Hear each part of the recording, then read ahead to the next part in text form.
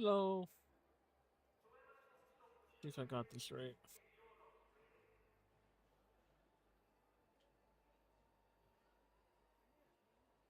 Hell yeah. Okay, we got it. We got it. Okay.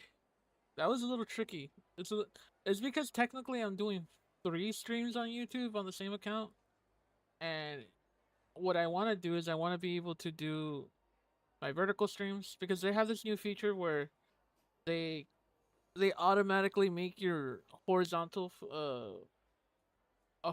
stream a vertical stream, and but it's not the same thing as the YouTube short. So like, yeah.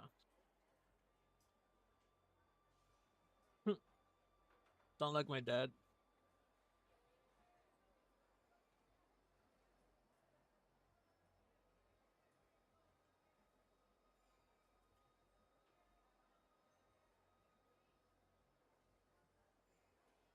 All right. We're also gonna be watching stuff too. To be nominated for Best Picture at Holy the shit, Academy this up. Okay. Awards, Here we or at go. least Marvel's first comic book movie to be nominated for Best Picture at the Academy Awards and all that kind of stuff. It was also a cultural touchstone. It was an important film, and it was a fantastic film. Then the unthinkable happened. We, of course, lost Chadwick Boseman. They were already well into planning Black Panther 2. And so they had to completely change directions. And they made Black Panther Wakanda Is that Forever, better? which I don't hate, but I'm going to be honest, I didn't like it very much. I love the original Black Panther. I did not like Black Panther 2 that much. Well, recently now, Ryan Coogler, who I believe on the Happy Sad Confused podcast, actually is now officially revealed what the plot was going to be for Black Panther 2 prior to us losing the great Chadwick Boseman. Comicbook.com has this headline: Ryan Coogler reveals original Black Panther Wakanda Forever plans before Chadwick Boseman's death. And it writes the following. This is Coogler. The big thing about the script was it was a thing called the Ritual of Eight. Coogler revealed about the 180-page draft he originally wrote, where when a prince is 8 years old, he has to go spend 8 days in the bush with his father, and they have to go out into the bush without any tools, and the prince has to do everything that is asked of him by his father. But the rule is for those 8 days, the prince can ask the father any question, and the father has to answer. And during the course of those 8 days, Namor launches an attack. So that was the movie.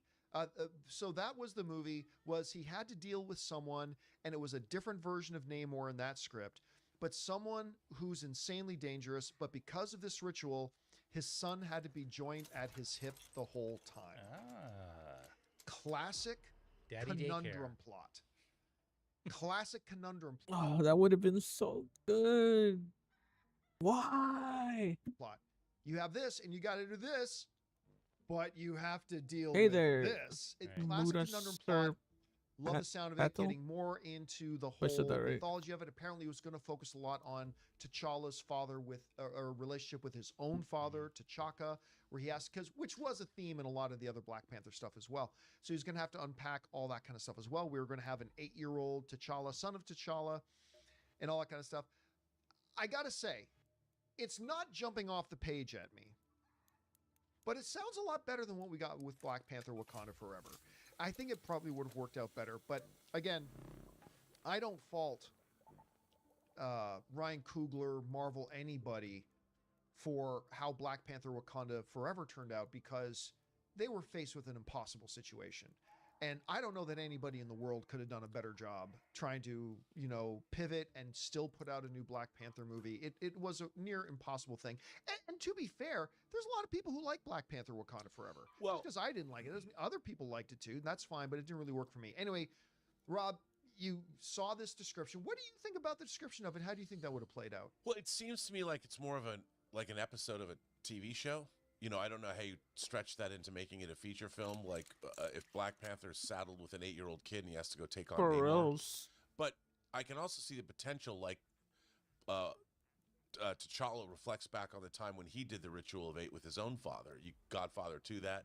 Who go back and forth, yeah. go back and forth through time, and the idea that, dude, the idea of fathers and sons is something that we don't see much in movies anymore. And Which I is one of the reasons I love the original Thor movie. yeah. Oh, That's I know. the main theme And of I'll that tell you, movie. now that they've released the Thor, the teaser officially online. Yeah, with Thor in Love. Yeah, and when he's talking to Odin, about please, Father, give me The the fuck? power. I mean, that restores. Somebody in Twitch Like, is saying that I buy my did lives. I'm like, yeah, Ragnarok for a the lot. 3 people that are couldn't watching stand me. Love and Thunder. I mean, and I think it's what they've done. I love the fact that they take this plot element from Love and Thunder and turn it into something mythic and epic. And you go back and you listen to Thor. Same with Steve Rogers. Again, it's a tonal issue. But the thing about Black Panther Wakanda Forever is, while I think it's obviously deeply compromised because it had to be, I love the fact that Ryan Coogler had a tone that he was going for.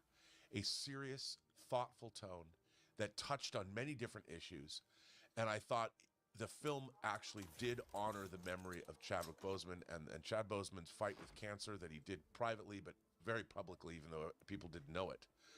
And I thought that the film was it was a respectable effort. And I liked it. I mean, it's by definition imperfect because it had an insurmountable goal to have to surmount. Yeah. But so I think Ryan Coogler is really thoughtful. Whatever he would have done, I haven't seen a Ryan Coogler movie that I haven't liked. And Sinners is, what is Sinners about? But brothers, family. Oh man. And I love that too. And so I think it sounds like it could have been a really great, I made a heavy great show. movie. Oops. And I would have trusted him to do it. So, it's a shame that we didn't get it, but On so many levels. yeah, on so many levels. But look, I look so forward to his future career because he's bought himself a lot. The fact that what a baller move saying, I got to own my movie. Yeah. It's going to revert back to me. So you go, boy, and you go get that X-Files show and you make it good because Chris Carter has let me down with the last 2 seasons of that god-awful second film. I think Ryan Coogler's if Ryan Coogler, if he creeds it with the X-Files, I'm going to be ecstatic. I'm going to give a prediction. Not based on it, just prediction. That Ryan Coogler X-Files thing never happens. Why do you got to harsh my mouth? I'm saying, would I do that? look, I don't know that. I absolutely could Now be it's wrong. bad. But that's just my prediction. I'm tearing up right now. Anyway, guys, question is for you. What do you think about this? Ryan Coogler That's has so kind of messed given up. out what was going to be the basic plot of Black Panther 2. Talk before about the fucking with his mood. Jesus Christ. All right. Where is it? I want to watch this. It's a little sort of political, but it's more of a roast, and it's funny, and I want to see it. All right, this is actually kind of fun. So, you guys remember Andrew Wilson, Mr. Can't Open a Pickle Jar? Appreciate it. He, I have not finished the X-Files. Dude, I haven't even watched the new happened X-Files, with to be him? honest with you. he got in a little thing with a girl named Charlie, who's some kind of debater. They had a 6-hour debate. Your wife with the 3 baby. What did I just say? Wife with the 3 Sorry, baby doll. I'm sorry. He went on the PBD podcast and started talking about his little incident that went viral. So I first want to play this video for you. I will never be able to convince you of my worldview. You won't. I know. But the reason is not because I'm not a great orator or I don't make good points or I haven't said things which should be compelling to a person. But Charlie, I just think honestly you're too f***ing stupid to understand them.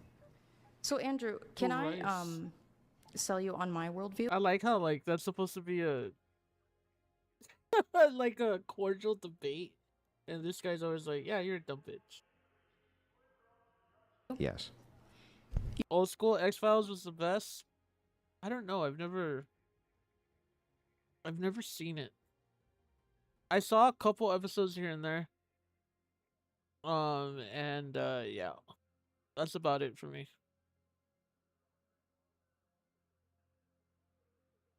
I wanted to watch that video, but I have a feeling it's gonna be too heavy, and I don't want to.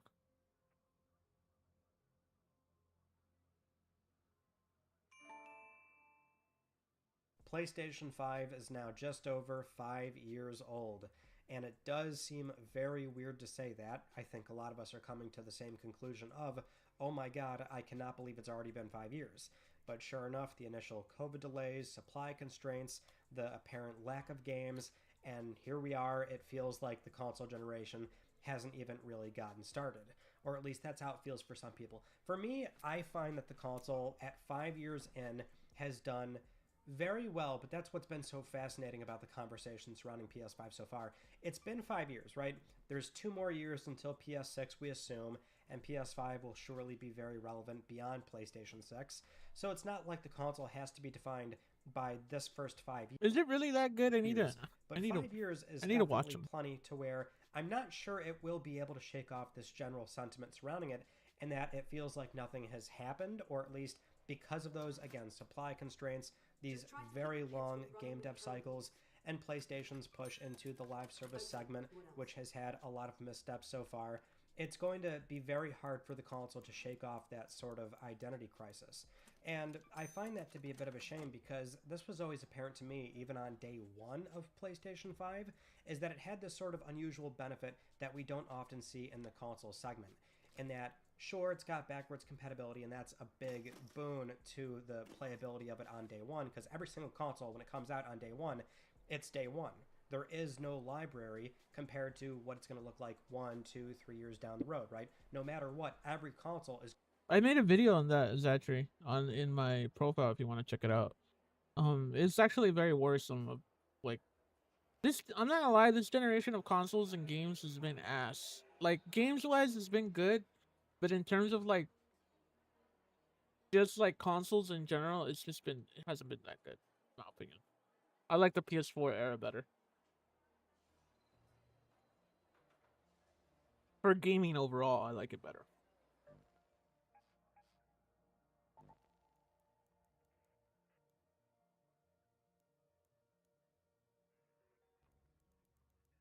What are utility items?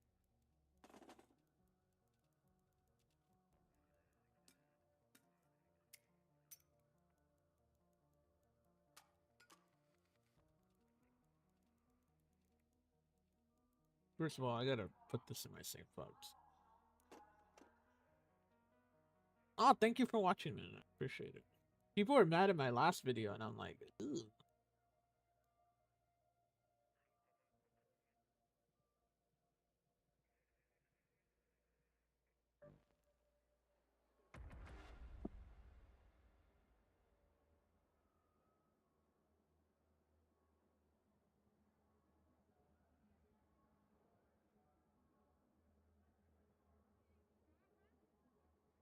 Mr. Morris, Happy New Year to you too.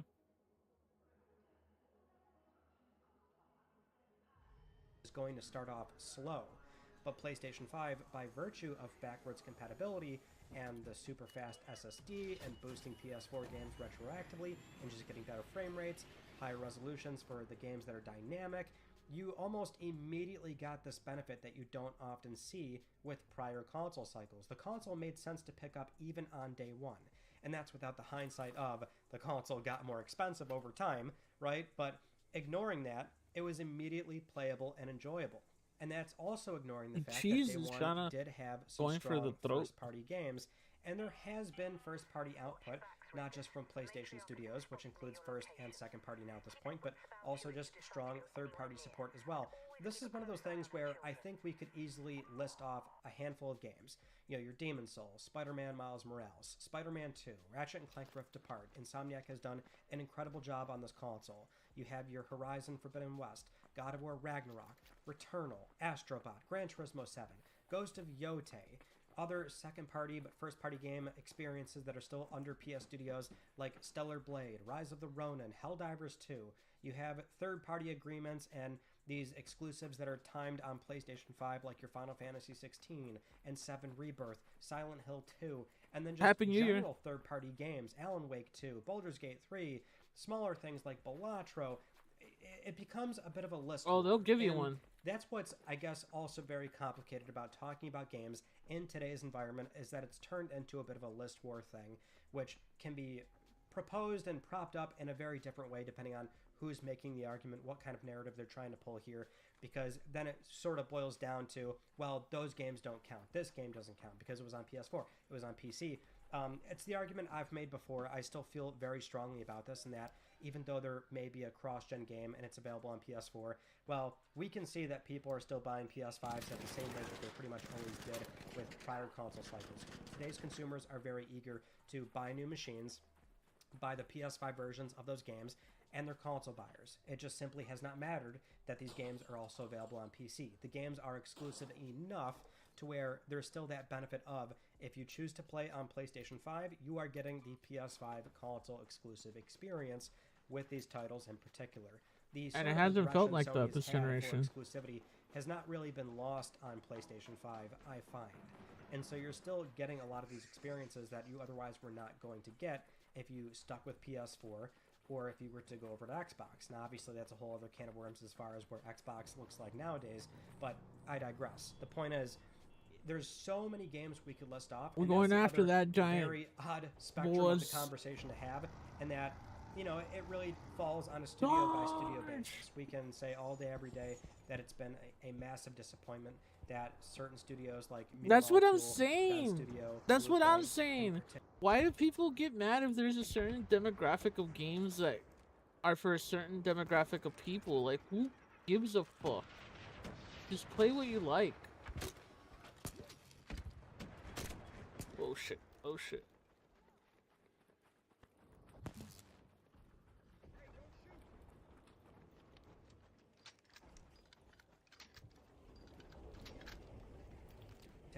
Naughty Dog have gone through most of this PlayStation 5 cycle without shipping a sort of brand new experience, right? Yeah, Discounting a unfortunately, remake it's or getting port, things of that disliked to nature. hell And that's where because those all the missteps do installs come are in. coming out. But it always falls on a studio by studio basis. I am greatly disappointed with where Oh. those studios fell in recent years, Okay, well. especially because we are talking about 6, 7, 8 year Not dev exactly what cycles, I and wanted. It's very tough to establish new IPs. We are expecting, thankfully, that we'll have something like Intergalactic. There's also Marvel's Wolverine on the horizon. There's Saros, which I'm very excited for from Housemarque. So these games I are usually still play as a coming. I think woman. There's a plentiful amount of surprises that we'll see as we go into the final 2 years of PlayStation 5 before PlayStation 6. I say final because, you know, just assuming that the next console cycle is 2 years away. But you can look at all the missteps, and it's a studio by studio thing. There's just the weird push and pull of, well, there's just been so many games, period. And that's why it's even hard to have that list war argument to begin with, because no matter how you phrase it, this generation has had a massive amount of games, and I don't think anybody reasonably has this much time to play and enjoy this much stuff that is out there. Maybe you're very picky, it depends on the genres that you're into. I mean, I can't explain that for you, of course, but I find that with how many games come out nowadays, it is overwhelming, let's say. And so with PlayStation 5, a console that has these amazing quality of life improvements with load times pretty much being gone, boosting any sort of previous generation games, and just being a no compromise experience as far as a nice clean UI that sets up all your games on that horizontal row and you can launch them and just get into your games as fast as possible. The console experience so far with PS5 and the amount of games that have come out across the third, second, and first party has been very strong and very compelling. You know, I don't like to make arguments like these too often as far as comparing directly, but I mean, a sort of holistic comparison would simply be, you can look at PlayStation 2, for example, a console that has been well known for its vast library of games and how that really runs the gamut of the experiences you can have on PS2, and it's just a sort of behemoth in the games business, or the games in games history rather, right? You can look at PS2's library, it's in the thousands, and PlayStation 5 is like twofold. Hopefully more optimization goes into current games. I have heard from other YouTubers an instance ongoing to backlog. It does not help the new releases that can It's have substantial. 12,000 something Dude, to be honest PS5 with you, I games. don't think mean, I'm buying it's any games unbelievable anytime soon. how many games are coming out nowadays. And I don't want to say quantity automatically means better, but I think you can understand just the sheer volume of stuff that does come out Where is it? nowadays Where'd it go? versus the PlayStation 2, and it runs the gamut possibly far more than PS2 ever reasonably could see when you can choose between the free-to-play stuff. I had to upgrade recently because smaller my bite-sized computer broke, experiences, unfortunately. and then all these new studios that are forming and putting out different types of games that come out, and then there's still the AAA familiar, which, you know, are few and far between, don't get me wrong, because we're talking about 6-7 year dev cycles. Fuck why me, it that's a sounds Rocketeer. and feels very annoying for maybe some of your favorite studios. But it's that combined with everything else that sort of stacks up, and we have a release cadence of games that just feels very overwhelming. And we have a console experience that's been so refined as far as the fast load times, a robust online interface, and let's also not even ignore the fact that we have 60 FPS on consoles in a way that has been so consistent. The vast majority of the PlayStation 5 games have been 60 FPS, and that is an entirely new concept versus prior consoles. You know, it's not like 60 FPS didn't exist on PS3, PS2, PS1. PS1 was certainly more common than I think some people tend to remember, same with PlayStation 2. That was very genre dependent, where typically you'd see 60 FPS on certain types of genres. But, you know, PlayStation 5 across the board, it is highly unusual to only have a 30 FPS game. So we're now getting it's been good so far. I've really been enjoying it on the Pro computer. has had some rough starts with PSSR, Sony's internal semi-proprietary AI upscaler, which will hopefully be a lot better going into 2026. But to sort of end off the game conversation, I just feel like there has been so much happening that it would be a bit of a shame that the live service troubles with your Concord, your Destruction All-Stars, the cancellations at Bend Studio, The Last of Us Online, Blue Point's God of War thing, the Twisted Metal project. We know there's been some challenges in that segment, but all of that can happen, and yet we still have so much else to prop up the generation, and that's where it becomes a little bit uneven in my eyes. Which one? Now, Which there's game also do you want to PlayStation play? VR 2. I want to quickly acknowledge this, which I've been I still waiting. think is primarily a virtual reality problem. It's a marketplace in that it's, you know, sure, a very expensive headset that is tethered to a PlayStation 5, and I would have loved to see Sony invest more in this space from first party, but they can't reasonably do that. They can't tie up their existing studios with VR games that are not going to sell even remotely close to what they would sell if they were 2D experiences. But I would have loved to see some investment in other new VR studios, kind of how they've approached this with live service games in general, and that they oftentimes do scout out and sign on other studios so that that's not impeding on the first party output quite to the degree that people think is happening, right? Alright, Happened sounds a good. little bit with like Naughty Dog and Ben, for example. Oof. But I think you get my point. I think that would have been the best way to approach VR. They have not gone about that. We've only had Horizon Call of the Mountain, Gran Turismo 7, Firewall Ultra, but PSVR 2 is still a very performant headset, and there are still a lot of VR games coming out from third-party studios. Ghouls just dropped, Cave Crave really blew up, there's RoboQuest VR, and there's more in the pipeline as well Oh, for hell VR yeah. games that are shipping on PlayStation VR 2, which are more complete packages versus what you find on MetaQuest or Steam VR. So you are sort of getting a virtual reality experience that's a bit more tailored in that manner. You're not necessarily getting the shovelware and fluff that you see flood at the MetaQuest headset, for example. So in a way, that is almost a benefit for PSVR 2, but that can still be a detriment as far as some games skipping VR 2 entirely. But VR 2, I wish it could be so much better than where it is right now, but I don't want to undersell how good of a headset it can be if you like and enjoy virtual reality, and I love VR so much. So PSVR 2 didn't really pan out the way I was hoping it would, but it's definitely still got some value, and it's still receiving that value today. Now, I also want to touch on the DualSense. I think this is kind of an open and shut case. I love this thing. It's pretty much the best PlayStation controller out there. It's comfortable. It feels sturdy. The battery life is disappointing, sure. There's a new revision that came out that does improve that substantially, which is fantastic to see. But the DualSense haptics and triggers Tell me has when. been something where when games do not really lean into those, I'm disappointed, genuinely. I mean, it's great that, you know, you have a handful of first-party games that really showcase what the controller is capable of, and it may seem a little bit gimmicky, but I've never really liked the word gimmicky. It feels very thoughtful in its approach to how it can really elevate a game experience. I mean, it's a sensory experience too. I mean, that's the point of PlayStation 5 when we consider the hardware and how Sony has marketed this machine.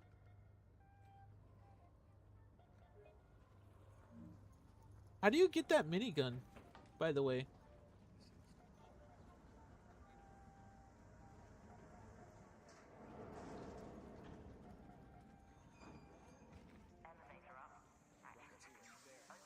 Yo, how do you get that minigun?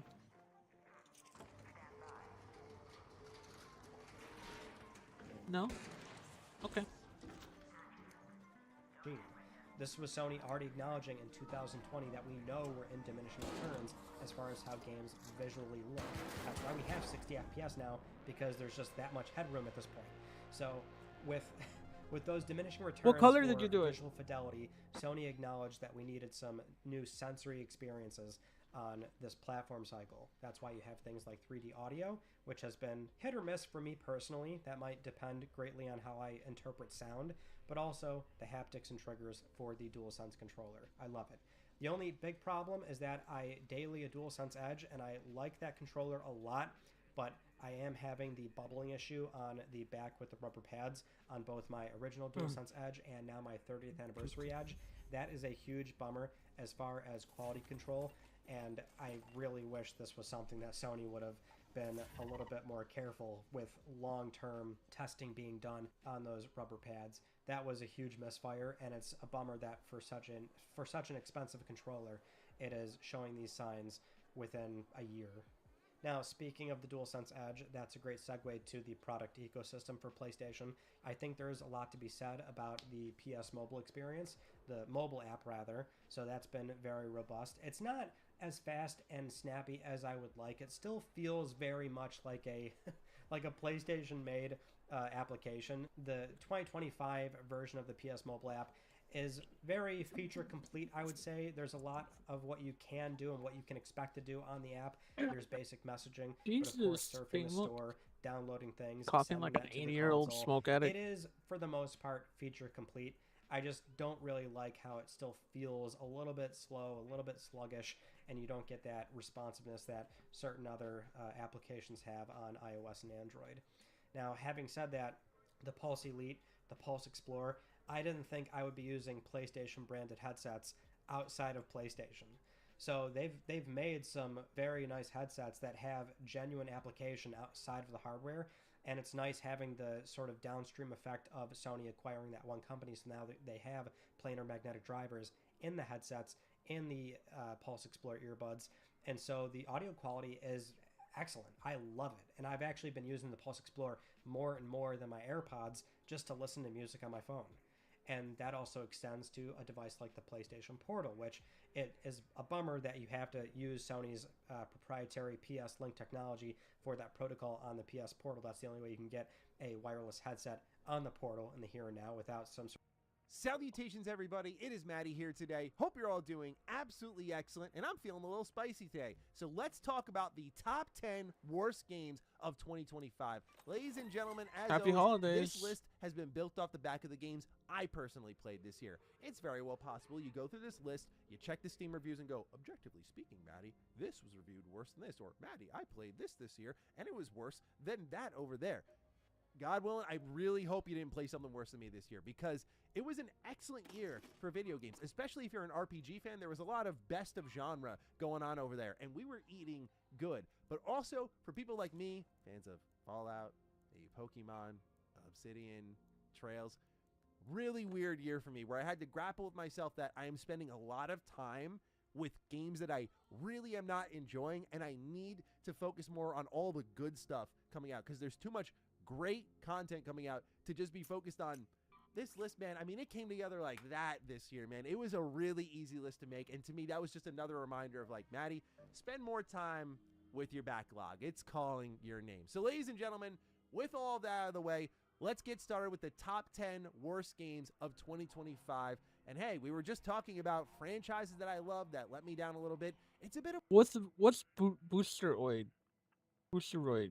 a weird one to open on, because this franchise is also in my top 10 best games of 2025. And that franchise I'm talking about Oh, never is mind, we can Trails. go again. Number 10 goes to Trails Through Daybreak 2. Now, Trails community, I know you're going to come at me for this one, because it's understandable how the game got in this position. Trails Through Daybreak 2 was made in 11 months, and I really value the Trails franchise for its incredible storytelling, its world building, its character development, and by second, its combat, which they don't really evolve a ton, but it's always been steady and solid and enjoyable. So as long as the story is moving forward in an interesting direction, Trails is always a win. And if you paid attention to my best games of the year list for the last like 3 or 4 years, Trails has been there every single time. It's an excellent series for JRPG fans. So like I said, Trails Through Daybreak 2 Boosteroid is had a 11 cloud which one's cheaper, Boosteroid or GeForce Now? Where the fuck is my... Did I? Okay, it's right there.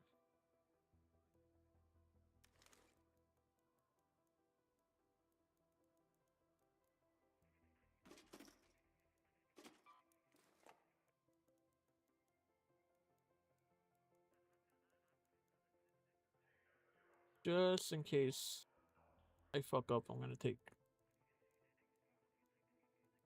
Or just in case somebody dies, I'll take this.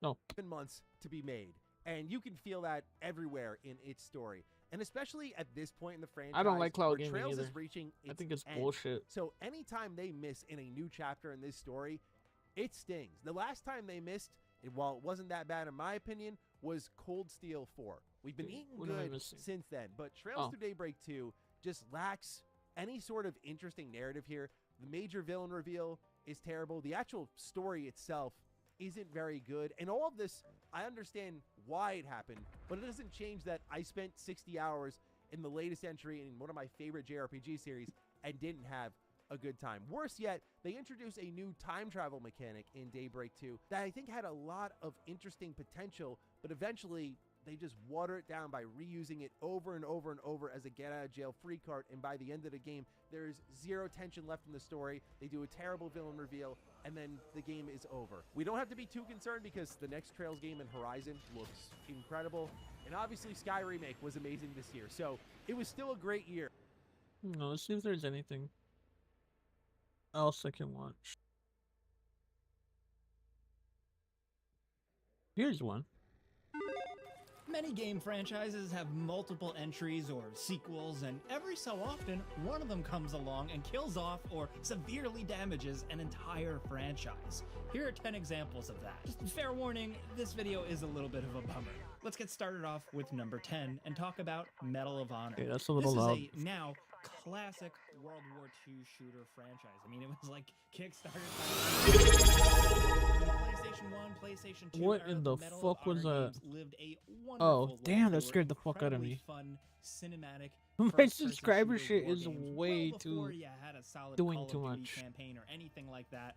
Medal of Honor Thank was you for the crushing it. Prime It was subscription, I scored by appreciate it. Michael Giacchino, who is now famous for doing like superhero movies, to really incredible, still memorable depictions of stuff you'd see in war movies like Saving Private Ryan, like storming the beaches of Normandy. Yeah, Medal of Honor did that, and they crushed it in video game form. From the Pacific Theater to Nazi intrigue, all kinds of stuff, they really had it going on for a while. And then, it seems like when Call of Duty and Battlefield really started to pop off, Medal of Honor kind of fell to the wayside. But around 2010, it's when EA really tried I'm to glad you revitalize answered your own things question, and though. kick Medal of Honor into the modern age. Medal of Honor, and then Yes. 2012's Medal of Honor Warfighter. And the problem with these games is that they were half-assed and What is just so painfully generic. Now, they had their moments, mind you. Medal of Honor Warfighter. Thank you a which lot, I do appreciate it. remember Thank you, reviewing thank back you. in the Alright, day, let me not fix for this real GameRanks, quick but somewhere, before...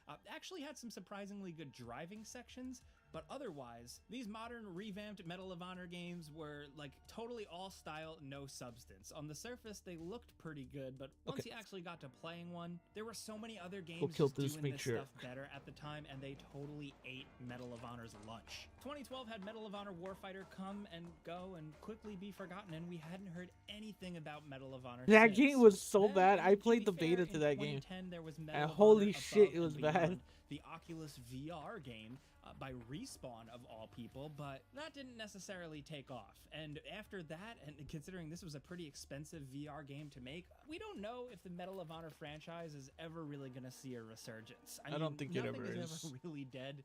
They could bring it back and drag it out in a couple more years and Happy maybe New do Year. it right. But for now, Medal of Honor is definitely sleeping with the fishes. Next, over at number 9, there was Ninja Gaiden 3. Oh man, do you remember this one? Leading up to it, it seemed like it was going to be pretty awesome. All those cool new weapons, the kind of visual style, the game's cover art, like it just seemed really cool. People were obviously really excited, specifically because the last two Ninja Gaiden games were great. They were incredibly challenging, really tight games. Ninja Gaiden and Ninja Gaiden Black all the time here if you watch Game Ranks every day. Man, the lead up to Ninja Gaiden 3 Thank you was for the so follow, exciting, Cherry and Cutie. then I when appreciate this thing you. dropped in 2012. Scared the it got a shit lot out of me. bad You did it on reviews. purpose I just to scare me. famously remember a really crushing So here, one just from lurking. Giant Bomb where they gave it like You a lurk away, 2 out of beautiful. 5 stars. Overall, nobody was really happy with it. I remember personally after it just felt like regular old generic video game stuff, and along with that, the game just lost a lot of its Hey, bring identity. them It felt brownies over really here, girl. Bring hand-holdy. them A lot of brownies people over had here. billed it as just kind of button mashy and stupid. The game had your typical quick time events, which were popular at the time, and just something was really missing. The soul of Ninja Gaiden here wasn't quite right. And again, it's just so jarring because the first two Ninja Gaiden games were so tight. Those were solid video games with challenge, secrets, nuance, and Ninja Gaiden 3 just kind of felt like a cheap clone, a cheap knockoff. Now they then tried fixing it with the Razor's Edge re-release, Okay. but for most people it was You want to really play? too little, way too late. And then after that, I mean, are we even gonna get into this? They put out Ninja Gaiden Yaiba, and because like that was even worse. Technically, that wasn't like a. Are you main kidding me? series, I'm gonna be but killed. Still, it definitely didn't hurt things. Really, Ninja Gaiden 3 was where a lot of things seemingly died. I still think the original two games, and I mean the classic franchise before it, are still good enough that eventually we might see something again, but as of right now, Ninja Gaiden is kind of dead. And it pains me to say that. Like, it just doesn't feel right. Next, over at number 8, we have Command and Conquer 4, which, if you ask certain people, they say it was kind of the last gasp of the good series. I mean, Command and Conquer as a brand still exists today.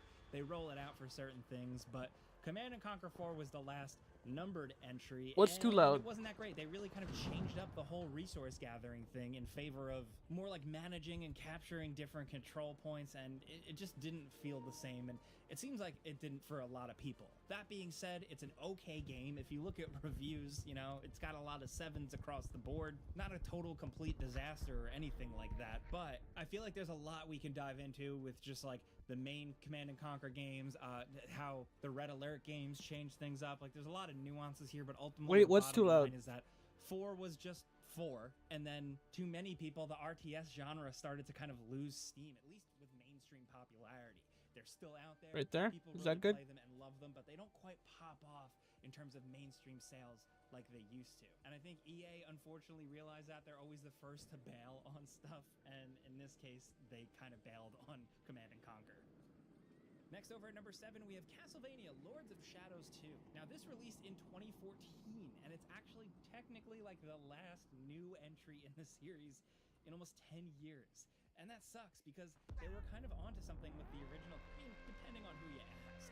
It definitely took a lot of stuff and threw it to the wayside from classic Castlevania games, but it was a cool refresh. It was very of the time, kind of a God of War style game, but with cool vampires and the Belmonts and all that stuff you expect. But Castlevania Lord of Shadows 2 kind of took it even further with you playing as Dracula, with you being the bad guy, and that was something that ended up being a cool twist in the first game, and then in the second game, it kind of went hokey. It kind of jumped the shark a little bit. There's parts where it's in a modern world, and it just very much was more a video game of the time, a 2014 game, you know? Cheesy cutscenes, over-the-top characters, quick-time events. I personally like that stuff, but not always for Castlevania, and while it was cute for Lord of Shadows, it was not as good for the second one. It didn't review as well as the first game, and ultimately I think that coupled with the fact that Konami was just being Konami at the time, and really we're kind of stepping away from games.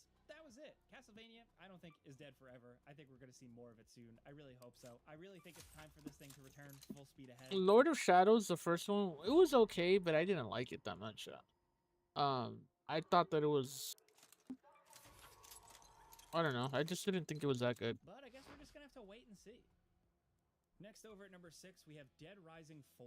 Now, let's roll the clock back a little bit. The original Dead Rising was revolutionary. It was just so cool and creative and a really good spin on an almost like George Romero style zombie game with a good Capcom Japanese spin to it. It was creative, it was challenging, it was stress-inducing, and it was also technically very impressive. For a lot of people, if you ask some of us, that first game was truly special, and the series never really quite reached the same heights since. It was all downhill. Now, the second one kind of continued the thing, added some things, and it was alright, but then by 3, the game started to lose its identity. So 2016's Dead Rising 4 was supposed to be kind of like the comeback kid. You were once again playing as Frank, the beloved classic character, and it had kind of a shopping mall Christmas time spin. Like, you weren't just in a shopping mall, there was a lot more to it, but still, it seemed like it was going to have some callbacks to the first one and be a good time. Unfortunately, though, the game was not received very well at all. Now, full disclosure, I played it, I thought it was alright, I didn't think it was the best in the series, but I certainly didn't hate it by any means. But for most Damn, I need a people, hawk they were cracker. checked out of the series at this point. I guess completely lost faith. I think that ultimately the bottom line is that they just kept watering down what Dead Rising was from game to game. And by 4, it had really dried. Gay. It was another open world-ish Okay. game in a sea of them. When a lot of other games were kicking ass that year. I mean, 2016 was the year that like Hitman started to kind of roll out. The new Hitman, Doom was blowing people away. So Dead Rising just kind of came like a fart in the wind. Ultimately, it seemingly flopped for Capcom, and that's really all we've heard about Dead Rising since. That was 2016. We're pretty far out from that. I expect good old Frank West to be dragged out for something at some point, but I hate that I'm going to say this about this game too, but I've never liked the Dead Rising games at all. soon. Next over at number 5, we have Fear 3. Now, let's roll it back again. The original Fear was absolutely revolutionary. It was an incredibly tense, technically impressive first-person shooter with Those compelling games when enemies, some challenge. I remember when the game came out for the PlayStation 3, it was a launch game, and it was like probably one of the first games they showed with the PlayStation 3 was capable of, like, with using the graphics, using everything that you could do in it. It was a really nice looking game, but nobody, like, it wasn't great. It was just more of a, like, oh, this is what the PlayStation's capable of. And they made so many of these games that they suck. And also just, it was surprisingly scary. It had some really, really good scares to it.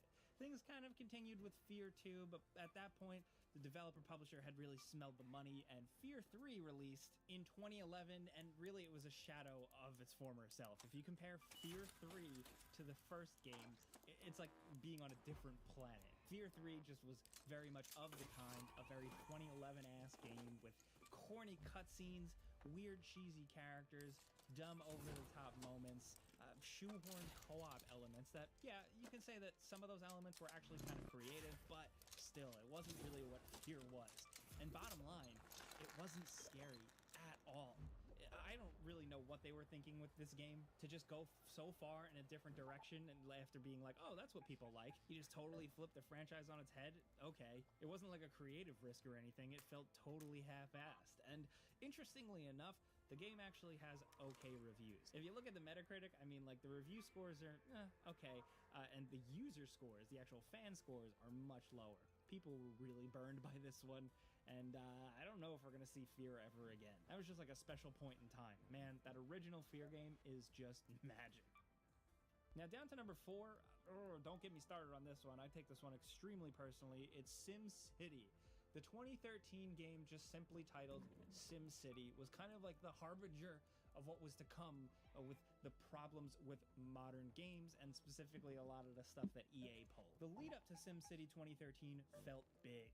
The screenshots, the videos, everything coming out, the game looked absolutely massive and incredible, and it seemed like Maxis and EA were really going for it. It was seemingly going to be more dynamic, more detailed, with more zoning, way more options, just a kind of different gameplay style, a whole new engine. And like, critically, at face value, some critics thought it was alright, but unfortunately, once it actually released to mainstream audiences, the game hit a lot of problems. It was technically an absolute Damn, I gotta build mess. more It shit. was buggy, it was messy, it was all over the place, and it also was one of the earlier games that were considered always online. And it was a game that you'd pretty much be playing by yourself, but EA wanted you to be connected to the internet. And the problem was, when SimCity launched, there were a bunch of network outages. So it was just kind of like a huge perfect storm disaster. There was tons of crashing. You'd be sitting around waiting for the game to load, to connect to EA servers.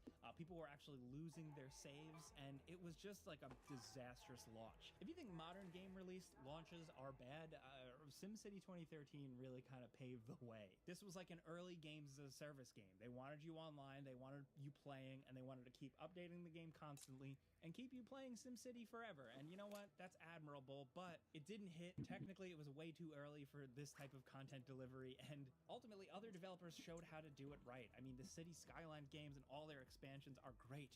They have a great player base, a community, people that buy into these things because it's done right. SimCity 2013 wasn't. And at this point now, what happened after this one? Technically, a section of Maxis closed down in 2015, and that was cited for the reason.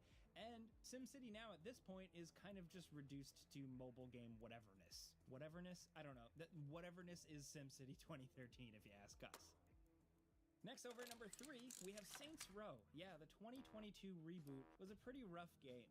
We reviewed it, we put out a before you buy video, and we were not fans. It was technically an absolute mess, but also it lost so much of the humor and charm that the original games had. Say what you will about them, some people love them, some people hate them, some people like the early ones, some people like the later ones, but Saints Row 3 tried to make all those people happy and ultimately made none of them happy. The game was absolutely completely lifeless, devoid of charm. It had a cool city, but the stuff you did in it wasn't very fun. It was glitchy, and all the characters that you hung out with were shockingly annoying. The game very quickly That game publicly sucks so bad. failed to meet I'm so glad I expectations. played it on the Holding subscription company service. Embracer Group, and after that, Volition, the developers who had been developing the games since the beginning, got absorbed into parts of Gearbox Entertainment. And it's worth pointing out that Saints Row at a point had like a 60 on Metacritic and like a 2.5 on user score. And credit to the developers, they actually supported it post-launch. They put out a little bit of stuff, but ultimately nobody cared. It's such a shame because, like I said,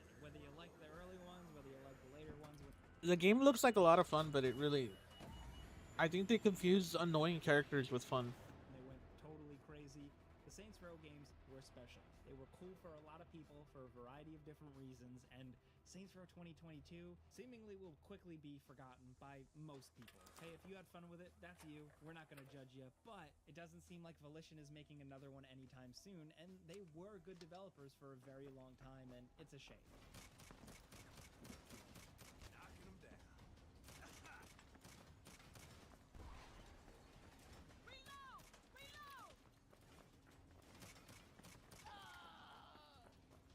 Okay, back in the set. Here on out, observe and report. Now, coming down to number 2, Marvel vs. Capcom Infinite. Yeah, that was the last one. When was the last time you thought about Marvel vs. Capcom? When was the last time you thought about Marvel vs. Capcom Infinite? Well, the 6th mainline entry in the series, which was released in 2017, just pissed off a lot of players, and there was just a lot of bad PR floating around about it. I mean, specifically with what we've talked about with a lot of games in this video, a lot of the core elements of Marvel vs. Capcom were diluted, watered down, stuff was taken away, and ultimately the game was considered playing it safe. Now, as someone who's not an experienced fighting game fan, I found it kind of just cool to pick up and play and punch some people, but the hardcore fighting game community, man, these games live and die by those people, and if they're not happy, that's it for the game. And that was the case with Marvel vs. Capcom Infinite. Not to mention all the other stuff that they pulled with this, like certain locked characters, microtransaction stuff. I believe a really crappy collector's edition that a lot of people felt got ripped off. There's a lot to this one in the news cycles, but ultimately the game just kind of came and went. And that's how these go. Are we going to see another Marvel vs. Capcom at any point? I don't know. It seems like Marvel is really down the clown with some cool video games again, so maybe, but it has been done. Now down to number 1, we have Driver 3, or as I like to call it, Driv 3. This was we were putting the numbers in titles of the games and movies. This was very normal at the time, if I'm being totally honest. But still, Driver 3 was a fantastic series. The original game was completely unique for the original PlayStation, and Driver 2 kind of introduced some like open world, get out of your car type elements. After that, the rise of Grand Theft Auto came, and Driver 3 really was kind of chasing at that game's heels. There was a time when we had like Grand Theft Auto Vice City, but then also 2004's Driv 3R. And I mean, if you compare the two, yikes. I mean, where Driver is a little bit more realistic and like a little bit more gritty with some cool car mechanics and physics and stuff like that, it was still a total mess. I mean, the shooting, the third person, anytime you were on the foot as Connor, was totally right. The game was a technical mess, and a lot of people didn't really care, and Grand Theft Auto ultimately ate its lunch. Figuratively and literally.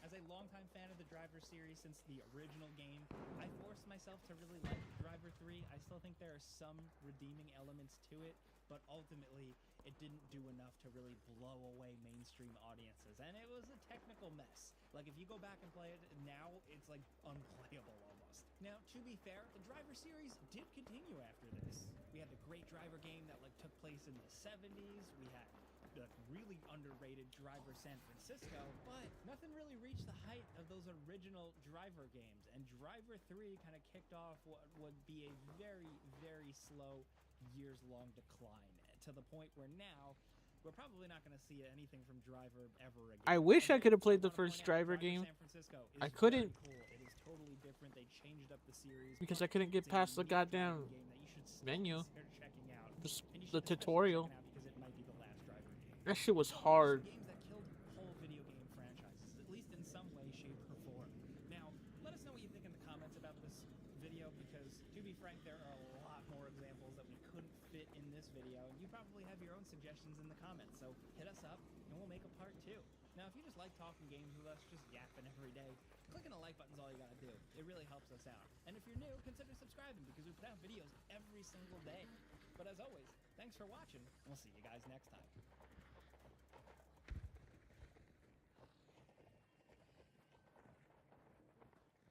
I hear footsteps, but I don't see the matriarch. Where is it?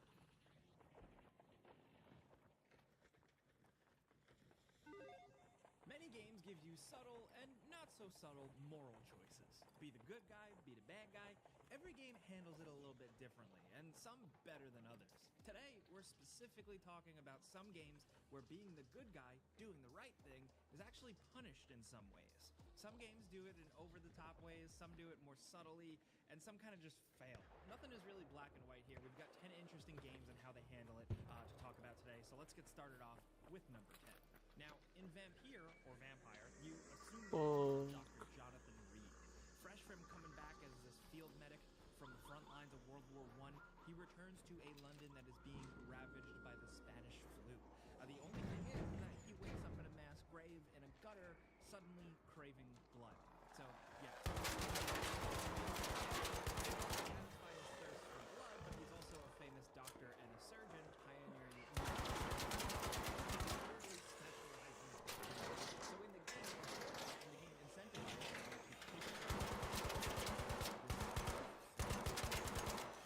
you also want to progress and grow stronger as a vampire. Oh my god, how am I almost out of ammo? No way this game.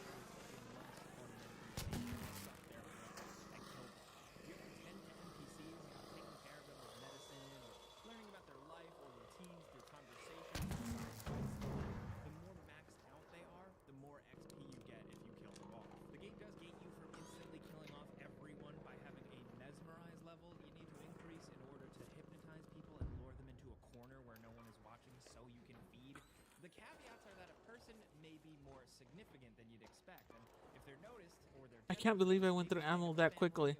Friends, Is this Halo? that map region will decrease. If it decreases too much, the environment becomes more hostile, and enemy characters will kill off NPCs, and you'll lose out on characters and quests, and of course that valuable XP.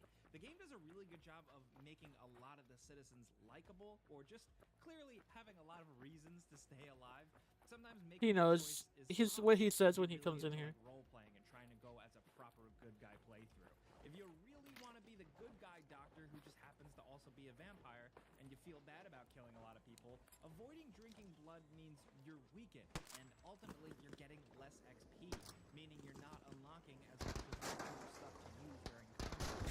Enemies just take longer to kill. Now, this isn't as hardcore simulation as you'd expect. It's still an action-adventure game. It's arguable gameplay and stats-wise because you'll still be able to grind a bit to still become somewhat awesome, but the framework is a really cool idea. Even if it doesn't technically punish you as hard as it could for trying to be a nice guy vampire, it still gives you some ramifications, and it makes you think about it. Next over at number 9, let's talk Frostpunk. This game is it's rough, man. You're in charge of the last city on Earth. That game's so annoying. Entirely frozen over. Heat is what matters most, and that's what you're constantly working I towards. played it, and Keeping your it's citizens so fun, but warm, so annoying. fed, and alive. The game is a huge fan of just kicking you while you're down, though. I know. Like I haven't seen a lot of people because it's the holidays. Every decision has a big consequence. Sometimes good, sometimes bad. Mostly bad. You can send out a search party to find supplies, and they may come back with supplies and survivors to add to your workforce, or they could all die. And even having more survivors on your workforce means you have more mouths to feed and more homes to heat. To succeed in the game, I guess you're trying to be the good guy. You have to use your sense of right and wrong to move forward, but the game is happy to show you that everything can be a gray area, or that doing the right thing often ends up having unintended consequences, or maybe doing the right thing actually can mean going too far. You know, maybe people keep dying, the citizens demand you build a cemetery, and then maybe too many workers freeze to death burying the bodies, or the graves make nearby people sick. Like, for every good guy decision, the game screws you over in some way. It is the literal personification. I haven't seen Metal Titan anywhere. I've seen them in my comment section, but I haven't seen them in the Discord or in my lives. Again, and everyone is dead, and you need to use child labor now. Have fun. Or if you don't pay attention, people are going to start a cult, or they're all going to rebel against you. Like, it's just like a turbo evil way of making you feel like this politician in a very divided landscape. Like, you're damned if you do, damned if you don't. Frostpunk looks really cool on the surface as like a, oh cool, it's like a city building strategy game. It's kind of like Snowpiercer, sweet, but it is pure pain. The decisions are really hard, and coming out morally good feels almost impossible. Next over at number 8, let's switch gears and talk Infamous. Now, this is a simple one, and one that's debatable, but we wanted to talk about it. In the Infamous games, there is a morality system. You know, you do good things, you get good guy points. Do bad things, get bad guy points. A lot of games do this. We talk about Fable a lot here, but we wanted to highlight Infamous today because we really like it. And in these games, Cole McGrath or Delson Rowe reflect the player's choices. Visually, they look more good with like lighter clothing, or more evil with darker red badass clothes. And their powers are different. Good guy powers are more focused on healing and accuracy and controlled power, where the bad guy powers are about chaos and destruction. There are legitimate benefits to both, and it's usually just a matter of taste as to what you want to do for fun, but for today's sake, let's play devil's advocate.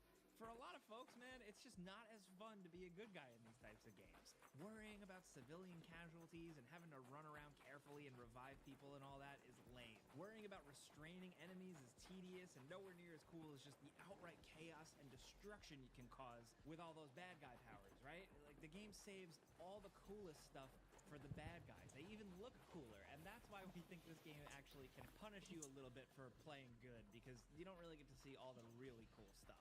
Again, Not gonna lie, the bad guy does look cooler in this game. Even in Star Wars as a Sith, they just look cooler. Next over at number 7, let's talk about the PC classic Pathologic. Now, trying to save people in this game is hard, especially like if you don't know the gist of the game and you just kind of go into it. It's kind of just like a misery simulator, if you ask me. But you go into this game thinking you have to help this like plague disease-ridden, strange, vague town, but it is much trickier than that.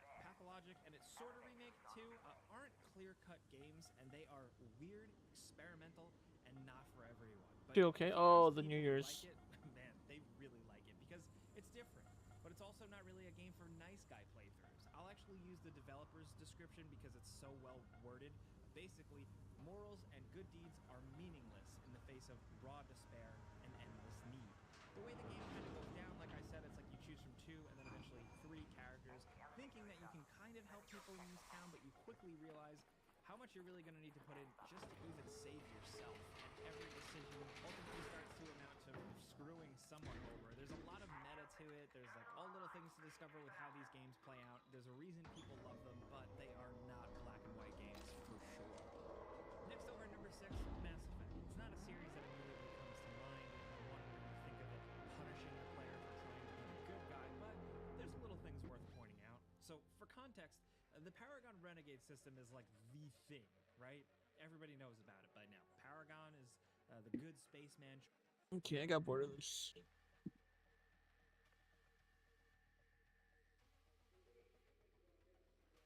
Let's see what else can we put.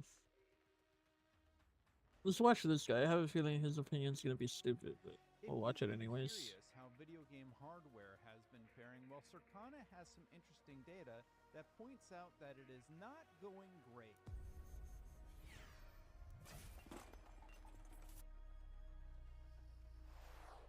Now, this was a story from a few days ago, but Matt Piscatella put out some data. He loves data. I love his data. It's all great stuff, except if you're a console manufacturer, because it points a pretty not great picture about where we are at in terms of console hardware. U.S. video game hardware total units sold and average price paid November 1995 through November 2025. Now, this was posted not that long ago, but you can see the bar under November 2025. You see how it's potentially lower or about as low as it was in 1995. That means that, unfortunately, For as many fires that California has, the fact that you guys still allow fireworks is beyond me. Video game hardware unit sales aren't going great. And that orange line there, look at this orange line. You see stuff sold here, and it had a conflict. Average selling price is up here at around $450, and consoles sold are down here. Now, if you're a console manufacturer, maybe you're going to use this data and say, yeah, okay, our prices are way out of whack. Maybe we need to figure out a way to bring things down for consumers. But if you have been following what's going on in the market, that's not going to happen. What's going to happen is prices are going to go up. Now, I know that sounds crazy to say, but there is a good reason for that. It's because RAM prices and hard drive prices and everything else are going up. Now, let's talk a little bit about what is going on here. Matt Piscatella broke it down really, really nice, but everybody painted a very bleak picture about this. November's data shows gaming struggling to reach beyond the core being console owners and console manufacturers. U.S. game console sales crater in worst November in 2 decades. Absolutely harrowing headline. A nightmare November for video game console sales as the big three all drop in the U.S. Console sales basically tanked. Now, this is Windows Central. They also were talking about Mac. Of course it tanks. We don't have money. Like, they just raised the prices of the games. Like, what do you want from us? We don't have any money. Piscatella here, and they sort of break it down. Xbox Series hardware sales declined by 70% year over year, while PlayStation 5 sales fell by more than 40%. Combined Nintendo Switch and Switch 2 unit sales were down by around 10%, which stands out as relatively resilient by comparison. Now, the Switch 2 is selling very, very well. It is a hugely popular console, but even it is struggling in November, and it is priced. Well, that scared the fuck out of me. Pricing appears to be a major factor. The average price of video game hardware You scared the fuck out of me, Gabby. Holy shit. In November, up 11% year over year, making consoles more expensive than ever during what is usually a peak buying period. Now, I'm probably going to make an entirely separate video about why that is, but long story short, it's because the components are rising in prices, manufacturers weren't prepared for this increase, and it's causing them to scramble to come up with ways to mitigate the current situation we're in. There's a notable RAM manufacturer that just said, hey, we're going to stop making RAM, and that has seen RAM prices Thank you, drastically AI. increase in the last few days. But also there's the consumer market to consider here. Carl pointed out that the U.S. economy is in a hiring recession. Almost no jobs have been added since April. Wage gains are slowing. 710,000 more people are unemployed now versus November 2024. Now, this is the U.S. economy, and this is according to the Bureau of Labor Statistics, which shows that in November there were 64,000 jobs, in October negative 105,000 jobs. And this is like the last few months. It's just not looking so great for the employment field, and that means obviously that people are spending less money. Yeah. Stella has a whole thread about what is going on here. Let's take a look at like who actually did well in the business here. November 2025 U.S. video game market highlights. Thread from Circana. The release of Call of Duty Black Ops 7. Just by the way, games. I think this is the worst games have sold on the holiday season since 1999. No, I'm not. 7 marked the 18th consecutive year that a COD franchise release has been the best-selling game of its release month, while PS5 led hardware in both unit and dollar sales. So PS5, the older generation of hardware, is actually still beating out everybody else in the business. Video game total spending, total projected spending across video game hardware, content, and accessories fell 4% when compared to a year ago to $5.9 billion. Hardware, accessories, and console content declines drove change. November 2025, the best-selling premium games included Call of Duty, Battlefield, NBA, Madden, EA Sports, Pokemon, Ghost of Yotei, EA Sports, Minecraft, and Kirby Air Riders. 2025 year-to-date, the top 20 best-selling premium games. This is for the whole year. Battlefield 6, NBA, Monster Hunter, Borderlands. He had a correction post about this somewhere. I can't remember where I put it. Corrected reporting period for the year-to-date bestsellers chart. Has Logan been at the door of the bathroom the whole Yeah. Because Blue Sky. So He's scared of the made, fire. He's been waiting for you. What were correction you doing? But I think he's just doing year-to-date. 2025 year-to-date. With corrected prices. And yeah, long story short, hardware isn't doing wonderful. And there's been a lot of talks about this. So this was published on December 8th. A lot of people were highlighting how Xbox is having a lot of difficulties selling their hardware. Xbox And is they having are. difficulties? Make no mistake about it. Xbox is going to struggle in the hardware business, especially That's with an understatement. X and S just continually raising their prices. PlayStation, to compare, has had one price increase. A lot of people are estimating that another is on the way. And Gizmodo just decided to just talk about Xbox, even though we know everybody else is down. Now, Rob Fahey, he's had just not as much as Xbox. He's had stuff that I vehemently disagreed with during the Activision Blizzard era. But he sort of hits the nail on the head here. November's data shows gaming struggling to reach beyond the core.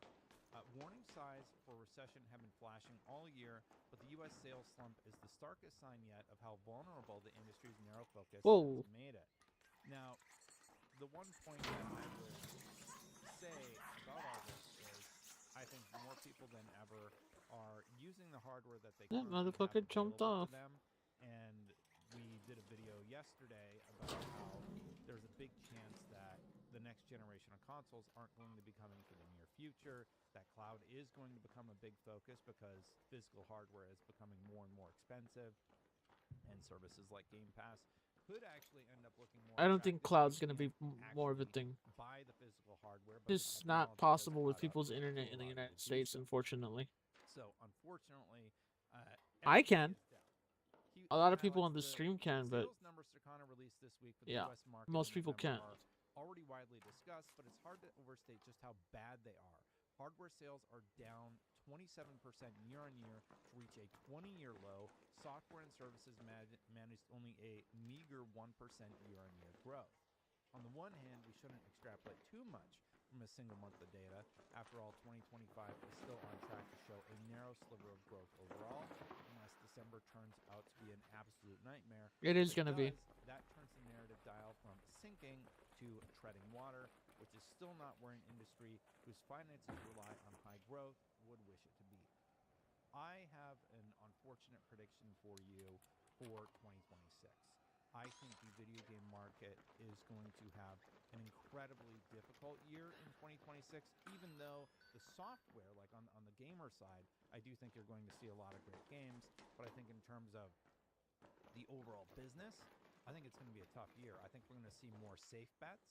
I think that's why we've seen rumors about, Black Flag being spun up at Ubisoft. I think these companies really need easy wins. They need to get back to the core things that gamers love about video games and just really nail it, like hit it out of the park. There's Because gonna be what they've less been doing risk taking, lately, essentially. it certainly hasn't been working. It hasn't been resonating. Now, Call of Duty, probably one of the most panned Call of Duty campaigns of all time, still selling that well. Great for them, but even they are saying, yeah, we're going to pump the brakes a little bit on the next Call of Duty, and I think that's honestly the right move. So for me, I don't think we see anything about next-gen hardware in 2026. I think that we are going to see a lot of safer bets in 2026. I think we see continued contraction in 2026. And why am I making these predictions? It's because of just all of the signs are The pointing writing's on the wall. people not spending a lot of money. People are concerned about having employment. People are worried about, just the basic necessities of life right now. And consoles and video game are a luxury. Often in times of hardship, people will go towards escapism and playing video games. But My that's game is not lagging up a happening this time storm. because they've become so prohibitively expensive that people can just watch, I hate to say it, TikTok or YouTube and get that dopamine hit that they want instead of spending nearly $1,000 for a console and a game. Valid though. To bring them that. That's why you should watch me and subscribe. Maybe I'm way off base here, but I think the console market is going to have a tough next 5 years because they literally can't make new hardware at a reasonable price point. I have to wonder if the RAM issue is going to impact things like the Steam machine that I'm very excited to see. But if that thing comes out and it's $1,200 because of RAM prices, because of component prices, that's not going to be great. That's not going to be great for sales. That's not going to be great for the consumer. And I think we see a lot of, as I said, safe bets in the near future. Anyway, I didn't get the chance to make a video about how the hardware business is doing. We have things like the Next Playground selling out everywhere, and it's basically a Kinect where you can play Kinect-style games on it. And we have the console hardware struggling in November 2025, and we're on the tail end of where these consoles are. Do we need new hardware, though? No, I don't think we do. I think we need developers optimizing their games better. Fuck that. I don't want a PlayStation 6 till 2028. Especially if Let me pay my bills, goddammit. manufacturers to develop new hardware, and honestly, PC manufacturers also are going to be releasing components at prohibitively expensive prices.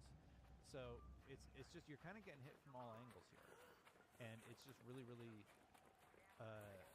something that needs to be talked about a little bit more, I think, because I think it's going to have a pretty Oh, big hell yeah. impact going into 2026 Get it. when everybody's going to be looking to tighten their belts in their houses, and everybody's going to be looking to tighten their belts in their businesses. Anyway, let me know what you think about it in the comments below. Hit that subscribe button, hit that bell. Console sales are down across the board. I am glad to see people picking up the Switch, picking up PlayStation 5s.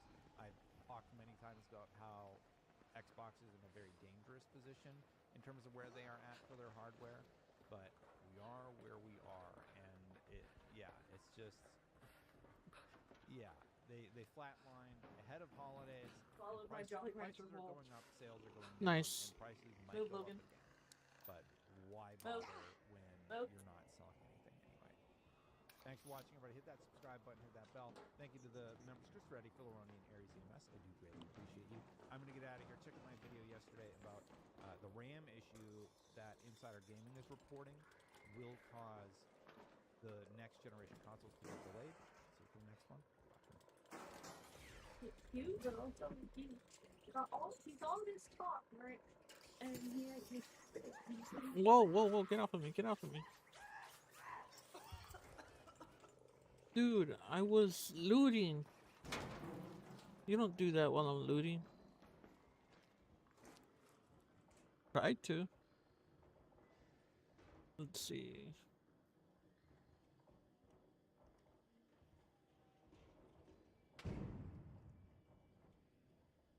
No, no possible. I'm gonna get back to that story, Sonny. Just you listen to Boomer Great One. He's gonna tell you about how it was back in the olden days, back before fire, back when he walked uphill for everything. In fact, we didn't even have a concept of downhill because there was no downhill. Everything was uphill. We thought that was normal. We didn't even have a word for it because there was no alternative. It was uphill all the time. You just need to reach out and grab yourself by your bootstraps and pull yourselves up, Sonny. Because when I was your age, I bought a house for $25,000. And I made that money on my paper route and busting tables at the local cafe. Oh. If I could do it, you can do it too. You just need to reach down and pull yourself up and just buckle up there, buckaroo. God, I hate boomers. My recent experience with video games is way more complicated than it should be, which is way more complicated than what is already way more complicated for those of you who are currently trying to play modern day video games, because my house got hit by lightning and it fried my Xbox One, and I wasn't all that happy with Xbox One. Is it? So I had to get a PS5. I'm Huh. not all that happy with PS5 because it's a fucking computer with a joystick and no keyboard. Gabby, you can buy a keyboard. Shut up. Shut the fuck up. And I am old. I am old. And No. How old are you, Cappy? I'm so But they're old. founded. I remember when you put in the cartridge. Like the and sparkler turned it on firework. and you just played. That's how old I am. I'm so old. I remember that if it didn't work, you just blow on. It sounds a little like bit, it sounded put like in, rain. and it would play. I'm so old. I remember when graphics mattered, right? You Graphics started were healing and crap. over there with You could Cherry. actually see a significant jump, and now it's PS4 versus PS5. Does anyone even say graphics anymore? Did I get everything? And you dumb motherfuckers in the video game Okay. industry, you don't I fucking. don't want to watch him.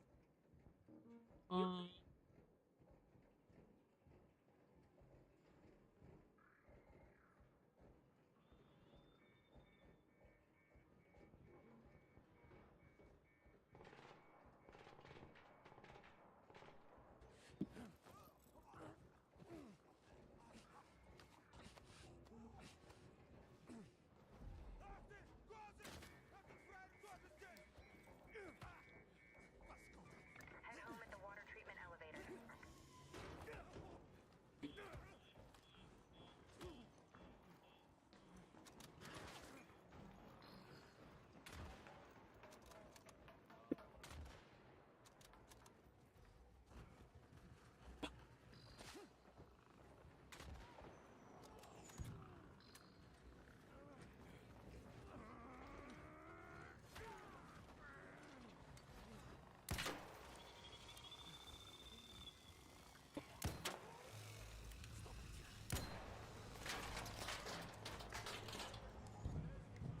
Слышала ваши неудачи. Слышал.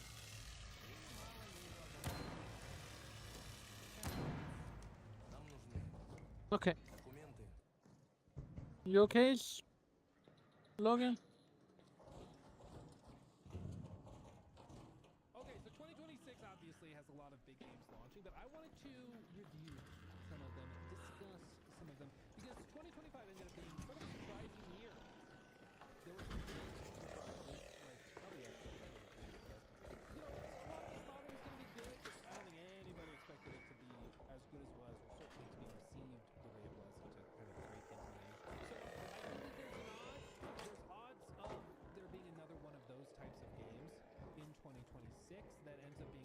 Why is everything attacking me? surpassing everybody's expectations and you know, ending up being nominated for Game of the Year against GTA 6.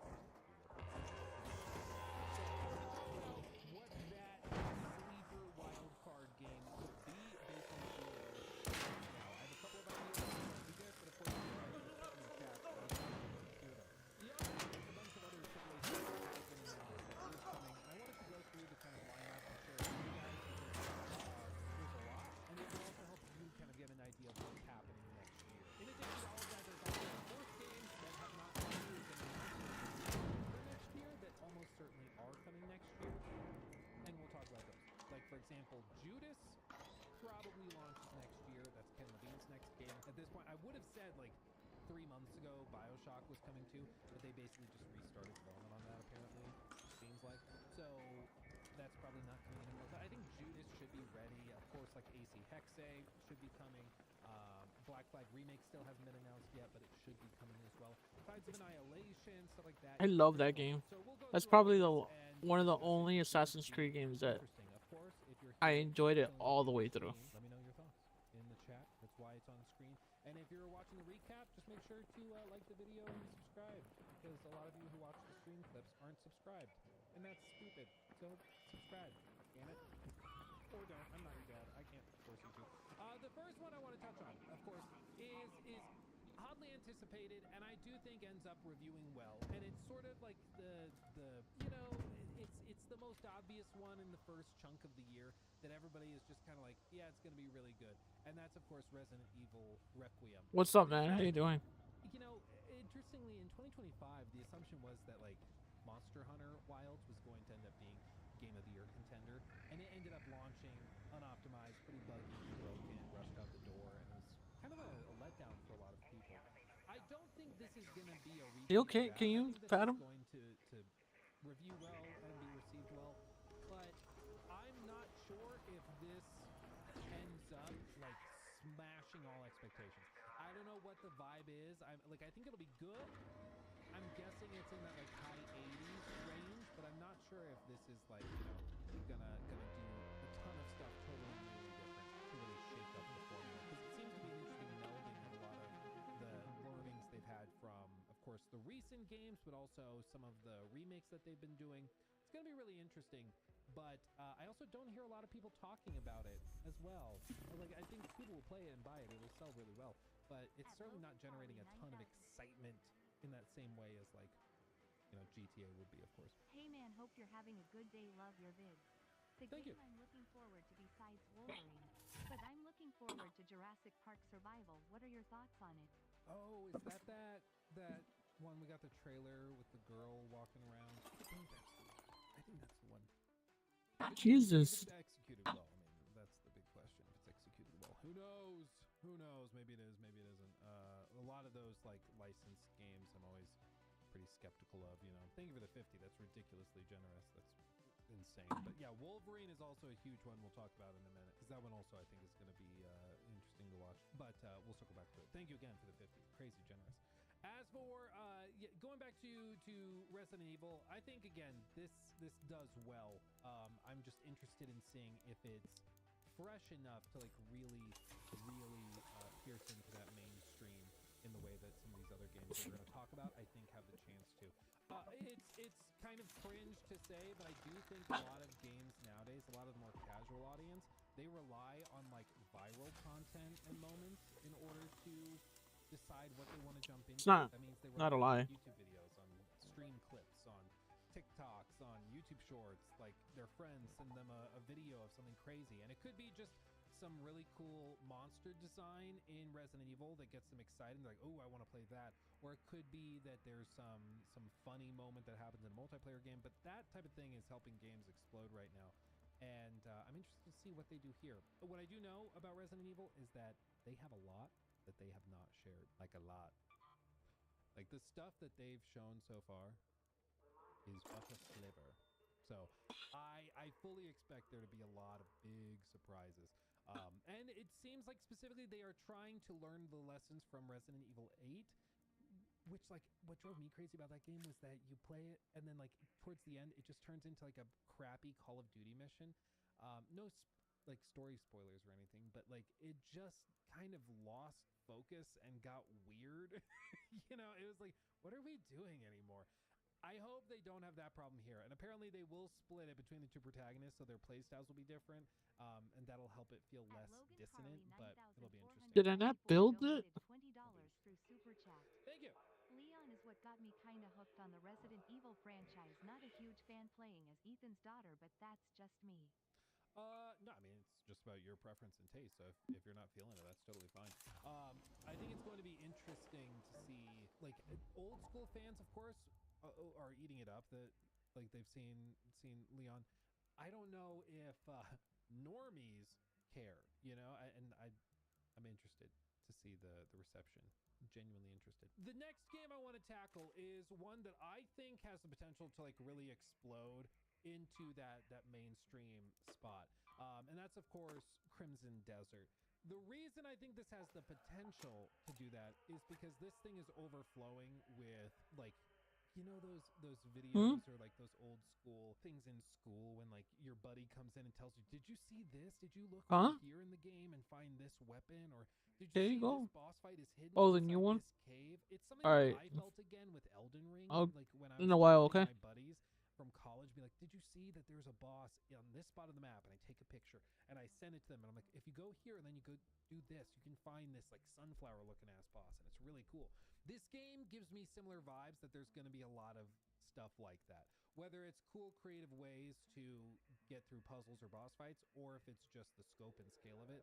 I think that it has a lot of potential for those types of viral, unexpected things that excite people. What I will also say is that the official reveal trailer, this is something I mentioned in my video on Crimson Desert on the main channel recently. What's interesting is that this original trailer showed a lot more cinematics that we've not seen Can I have some? since.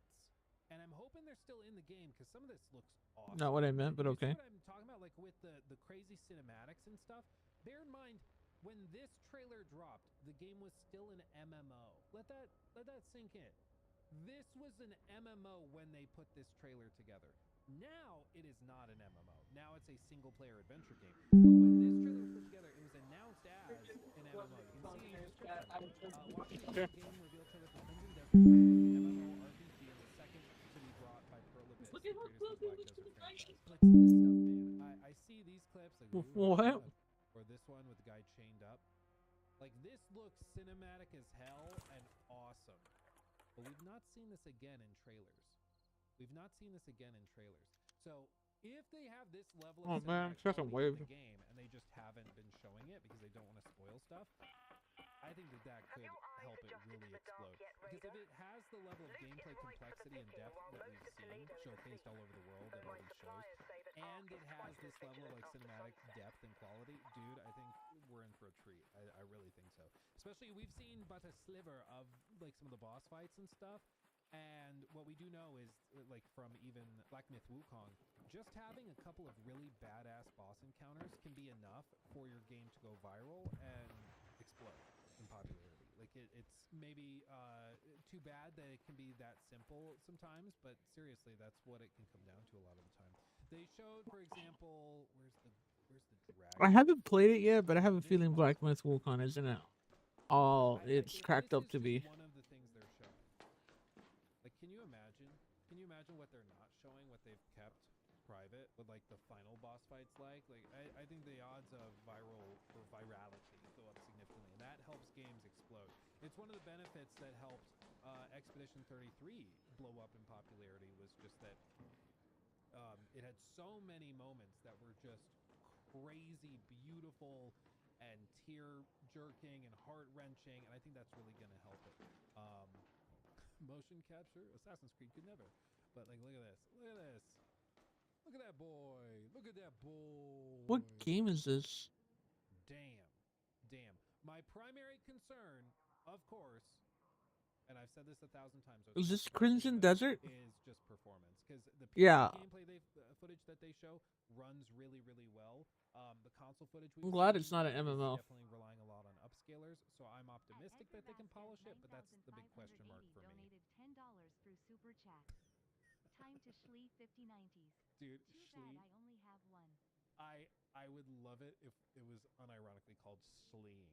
Can you imagine? I have to slee my graphics cards. Well, and this is one thing that I do think I'm is definitely important getting to stress. Crimson Desert. Look at the way that shit looks. This is a game built in a proprietary engine, and this is me confessing. This is me. Ah! Okay. I tend to look at games and instinctively put it through the filter in my mind of Unreal Engine. When I see a game like this, I'm like, open world, Unreal, it's gonna run like ass. Like that's just what I default to, you know? But that's not what this is. This is an engine that's been built by a company basically from scratch for open world adventure. I feel a little bit bad for Unreal Engine. Built for this game, not built to be generic, kind of a catch-all engine, and then it's being reworked for this game. And I think that's an important distinction. It still means you need to polish and refine and stuff, but I have to put myself in the mindset of like, this is not an Unreal Engine game. So just because Unreal Engine games would struggle with this does not mean that this game necessarily will struggle with it.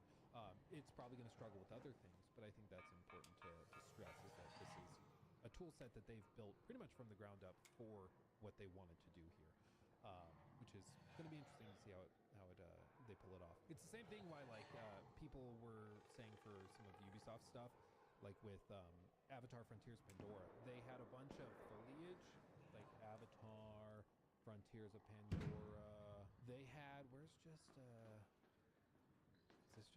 is a snippet that's good enough. They wanted to have all of this foliage in Pandora like blowing in the wind realistically with the gusts of wind that carried through. So they built out the tech in their, is it no, it's not Frostbite. Snowdrop, I think is what. Snowdrop Microsoft is. engine. I would get Frostbite and Snowdrop mixed up for some reason. I think it's Snowdrop. They built that out to make it possible and make it work. But if you were trying to do just this one very specific thing in an Unreal Engine, your frame rate would be in the 20s, you know? But it's because that they built this very specific thing around what they wanted to pull off with like all of the foliage blowing in the wind, which other games would, or other engines may struggle with. Doesn't mean that this game is perfect. It just means that like particular things that other engines may struggle with, this one may not because it's been built to achieve that very specific thing, you know. Crimson Desert, I think that one's gonna pop off and be huge. Another obvious one for us to discuss. Another game that I think it probably has a lot of mass market appeal just in the fact that it's a very recognizable IP, and that's 007. This one launches in May. This game is being made by the Hitman people. It's gonna be good. Everybody's heard of 007. So when, you imagine like the TV commercials, the more casual gamer who's not that like in tune with common discourse in the gaming community, they're gonna see this and immediately go, oh, a new 007 game that's like kind of looks like Uncharted. Oh, cool. I think that they're gonna immediately get what it's trying to do. So I think that helps it right off the bat with like that mainstream appeal. They've also recently delayed it from March into May, seemingly to polish and refine. Okay. The CEO said. Oh no. So that is great news. They're going to take time to polish. Where is it? Oh shit.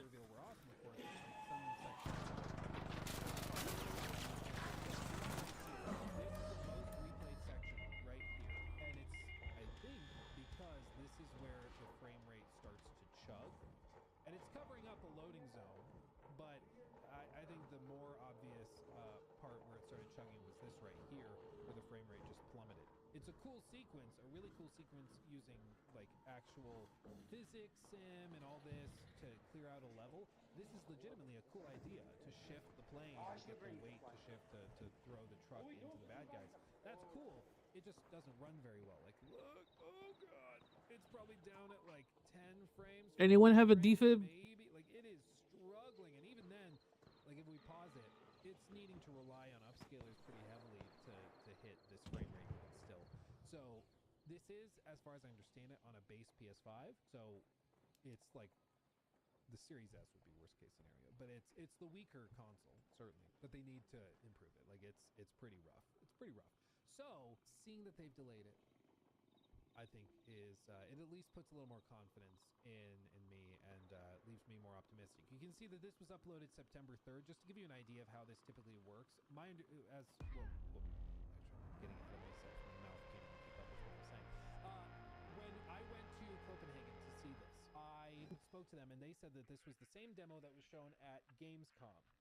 Gamescom was earlier, like a few weeks before in August. Typically, demos like this are put together like a month, 2 months, 3 months before the event, because they have to like have a totally separate pipeline and process for locking it down and verifying it and polishing it up and everything. So this very likely is a section of gameplay from early summer. Like it could be from June or earlier. Like that's not outside the realm of possibility with how this typically works in game development. And as a result, like we're talking about now, Can't believe I got killed by that fucking thing. From when this footage was put together, or this version of the game.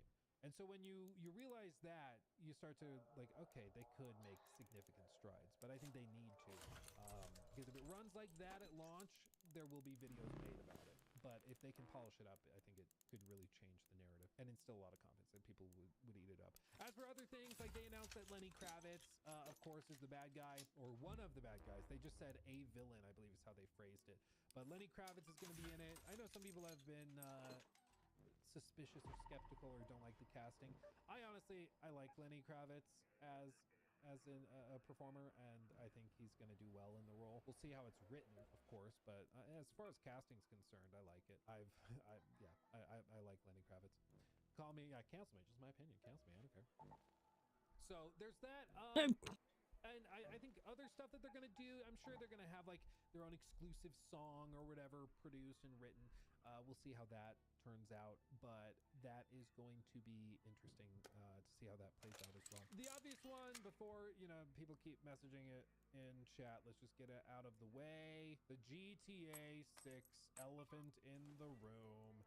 This one, frankly, I would be shocked if it's delayed out of 2026. I think it has to come out in 2026. Like at this point, Either it comes out or it dies. If it gets delayed into 2027, and I just would be stunned if that happened. Like typically Rockstar does the first delay, just pushing it back to another year, and then they delay it to like the spring, and then they delay it to the fall and lock it in. It's what happened with Red Dead 2, for example, and I think that that's a pretty safe bet for how they typically do things. And it's a good amount of polish time and refinement time for them, like a full 1.5 years, 2 years of polish. That should probably make sense and help. I think it's going to come out in November. If it gets pushed to early 27, I'd be very, very surprised. But realistically, in terms of reception, I mean, obviously it's going to have crazy mass market appeal. Tons of people are going to play this. I've said for a long time, I think that you're going to see like a quantifiable dip in productivity across like the globe. I think you're going to see places that employ a lot of like gamer demographics, like young adult men. There's going to be mass call outs from work for people that want to take time off to play this. I think you're going to see like energy supply strained because everybody's at home downloading and playing the game. I think internet service providers will be struggling to like support the downloads, because realistically, I don't think they're going to let you pre-download this. I think it's going to be download it the second it launches, because they don't want leaks. So you're not going to get anything like that. I think there's probably going to be just across the board, it's going to be insane. There's never been a game this hyped or this anticipated, and as a result, it's going to be tough to live up to the expectations, but they know that. And Rockstar is like the one company who somehow never really disappoints people. You could say there's a first time for everything. Absolutely, there always is. People said, I remember in the lead up to Cyberpunk, it was like, no, they made The Witcher 3. There's no way they could blow it. People said No Man's Sky. The game looks incredible. How could they screw this up? So it's not impossible. It's not impossible. But again, I'd be shocked if it gets pushed to 27. I think even if they screw it up, I think they'll fix it right away. And does Rockstar's not about to lose its reputation over a layup, in my opinion. Not really a hot take. It's not crazy. Not crazy, but I think that probably happens. I think The Expanse is one to really keep an eye on. As far as I'm aware, it hasn't been like locked in for 2026. It's just coming soon. It'll come when it's ready or whatever. But this one is in a mainstream IP. There's a TV show, book series, everything for it, and it is crazy high production value from what we've seen. This is the segment of like actual gameplay here in a second that we'll see. And it's coming from Owlcat. Owlcat, I've been telling you, dude, Owlcat, like, they very well could end up being the next, like, PR to pop off. Do not sleep on them. They are on Owlcat. They have crazy talented people working in there, and they have a big focus and priority on role-playing games. If you've never tried like Rogue Trader or anything like that, like they know what they're doing. So I think that they could end up blowing up and being huge. They are gonna blow up. We'll see what this looks like and timeline-wise what it's like, but I think that this could certainly scratch like a Mass Effect itch for a lot of people in a very real way. Another one, just to give a quick honorable mention, that I think realistically is coming like 2027. More realistically, it could show up with a surprise launch date next fall though. And that's Blood Message. This is a game from a studio that was put together by, I believe the full name is 24 Entertainment Studio in conjunction with NetEase Thunderfire. But it's basically a studio put together. What are you barking at? And it's been built specifically to make games like this. Dude, my sister would beat you up with both hands tied behind her back. I don't know what you're trying to do. Like from Naughty Dog, it just looks insane, and it's outrageous. So this one is expected probably in the next 18 months, but whether that slips in. Oh man, he took everything already. Time will tell. Fuck. All my timeline estimations for like Western studios are typically like fairly straightforward, but when you're talking about Chinese studios, for example, all bets are off. All bets are off. They don't give two craps about crunch. They don't give two craps about like having 3,000 employees working on it. They'll just do what they need to do. So they could pump this out relatively quickly compared to what we would typically expect from like a AAA game like this. Yeah, Chinese Crunch is coming out tomorrow. You just never know, dude. Like, it's a different beast entirely what they're able to do. They have amazingly talented people working on these games, and they have thousands of them, and they like culturally don't have this aversion or concern over like crunch and things like that. They just don't. So it's the one to keep an eye on for sure. But I think that one, if it launches, that could blow up on the same level of like a Black Myth Wukong. Took Because, everything. Again, that was a game that, of course, had a lot of Chinese like national pride in it, where there were stories of students being let out of class to go and play Black Myth Wukong to like support Chinese developers.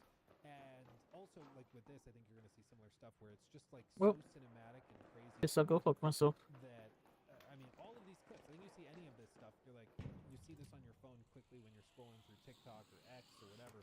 It's going to catch your eye, and I think that there's going to be only more and more segments like that. So Blood Message is one to keep an eye on for sure as well, I think. Another one that I'm also interested in, I'm not sure how much this pierces the mainstream veil, though, just to be perfectly honest. I want it to, but I'm not sure, is the Blood of Dawnwalker. I always want to say Blood of the Dawnwalker. I don't know why, but it's Blood of Dawnwalker. This is the game from former Witcher 3 devs, and it's very interesting because like the whole idea is that you are sort of half man, half vampire, and like everything plays out differently whether you're playing at night or in the daytime. So in the daytime you play as a human, in the nighttime you play. The reason why Cyberpunk was so bad because a lot of developers that work on The Witcher just pieced out, and it wasn't that they didn't have good developers, it was the fact that they had developers that weren't seasoned veterans that could push out a game in 3 years. They needed way more time than that. And I guess that's where these guys went to.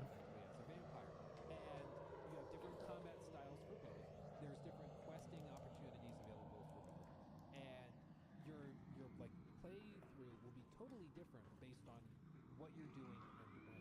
So I think it's like built in that you could have 2 playthroughs where basically you have a vampire run and a human run, and you just see how different they are. And then maybe a run where you mix the 2 together, which is probably how most people play. But it seems really, really interesting. The gameplay dynamics are crazy, and I think that it's a game that a lot of people are going to love dearly. However, I feel like in order to understand you have to kind of have it explained to Am I you, stuck and in then here? it clicks and is really cool. And I think that there may be some people that fall off when they're trying to grasp it, like that want something a little more linear. But this like is checking off so many boxes for me. I think it looks fantastic. I can't wait to see more, and it keeps getting better and better and more polished as they've shown more and more. So I'm excited to see what this looks like. I can't wait. But it's coming next year, barring any sort of delay. And yeah, Pirates and Vampire. I think I already went there. Never mind. Games have also gotten a bad rep recently, but we need more. We need more. To go through the actual release schedule, though, to give you this.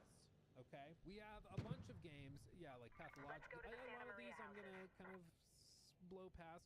It's not to say they're bad games or that I hate the developers. I'm not saying that. It's just, you know, obviously we're gonna focus on the big stuff that Alright. this community may recognize or find compelling. So, like, let's start with Don't Stop Girly Pop. This game, obviously, we've wanted to cover a lot. It looks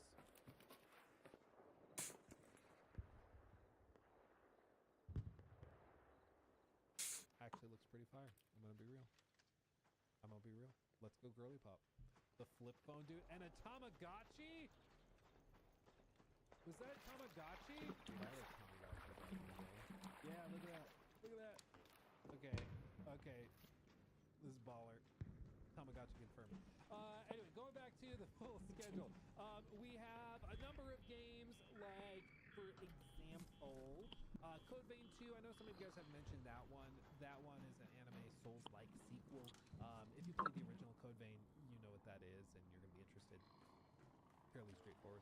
Lost Isle, this one, I believe is built around crafting and, of course, like exploration, but it's specifically designed for 100+ player PvP and PvE server options. So, you know, reminiscent of games like Ark or Rust and things like that. Once we get to February, oh wait, how could I? Of course, there's another game launching in January that we can't skip. Do they not have it, or am I looking right at it? I think I might. Yeah, somehow I'm missing it. Of course, the other one for January that we're going to be looking at is Highguard. It comes out January 26th. This one we're going to be checking out. I don't know if it's going to be great or terrible. We'll see. As for some of the other stuff in this period, so January, February, March, there's probably a few things coming that we just don't know about. For example, the Black Flag remake. The Black Flag remake, I do think, just being honest, cancel me. I don't care. It's just my opinion. I think the Black Flag remake could end up exploding and being like really big. I hope they have an online aspect of it. Because it honestly felt on the first one, the boat part of the game felt like they put all their effort into it, because you can like hunt whale, you can be a pirate and like just pirate the fuck out of people, or you could have a whole fleet where you can send out to fight the other fleets while you're fighting in order to like gain like ammo and food and stuff like that. So it felt like they wanted to make this an online, but they just never did. Because again, people are playing remakes for nostalgia a lot of the time, and I know a lot of people who probably would describe themselves as like more casual fans of gaming that maybe play like one game. They play Fortnite or they play Call of Duty or Rocket League, but they spent some of their teen years or formative years playing Black Flag back in the day, because that was also like a big mainstream game. And I think a remake that starts to Okay, well, I missed every shot. I think that could explode in PC. It could also totally screw it up. We saw, like, you remember in